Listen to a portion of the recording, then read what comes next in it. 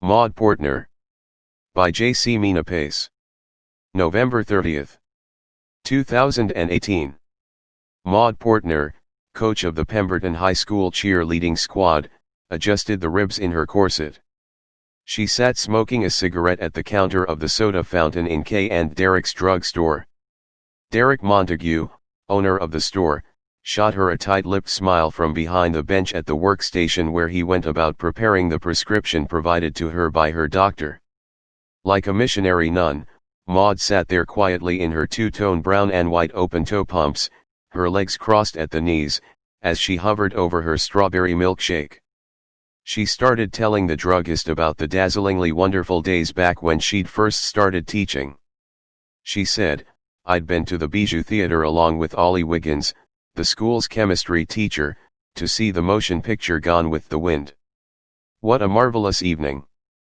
I'd worn two-tone brown and white open-toe pumps that special evening and, afterward, every day since." Montague, "As I remember it, Ollie drove a Packard sedan." Maud, "We drove to the Bijou in that Packard." Montague, "I remember it clearly. It had a straight-eight engine and sported a chrome swan on its hood." Maud, "Mr. Gable, our principal back then, often had said that Ollie was too worldly to be teaching high school chemistry courses. Gentlemanly and suave Ollie had gone higgledy-piggledy over me. The women faculty said I was lucky, me being such a plain Jane." Montague, "Ollie sure made a prize-winning catch." Maud, "I'd scarcely known how to kiss." Montague, "You don't say."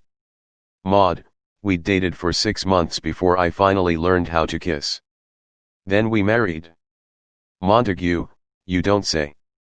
Maud, "Our wedding celebration took place in the grand ballroom at the Garden Greens Country Club. The girls from In the Palmettes, my cheerleaders, did some fancy new cheers in honor of us. Oh, how swell Ollie treated them, hugging them merrily, quipping jovially about what a great gal they had in me as their coach. On our honeymoon he'd whisked me off to Niagara Falls. I'd taken photographs of Rainbow Falls from where the catwalk goes way out into the mist.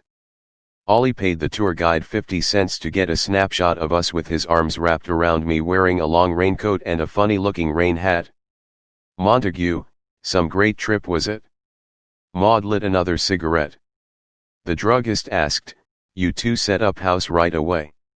Maud, "Ollie set us up in the swankiest street in town. Why he'd ever done so, however, is beyond me. 3 weeks later he'd dropped me like a hot potato. He'd taken off with the cutest, sassiest, perkiest palmette I'd coached that year." Montague by now had her prescription prepared. He came out from behind his workstation and handed it to her.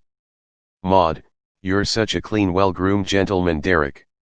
It's little wonder you remind me so much of my Ollie." Amid the darkness of the room in back of his apothecary, Montague breathed heavily while on top of her. Maud the while long reaching one hand down to the floor to feel her two-tone brown and white open-toe pumps.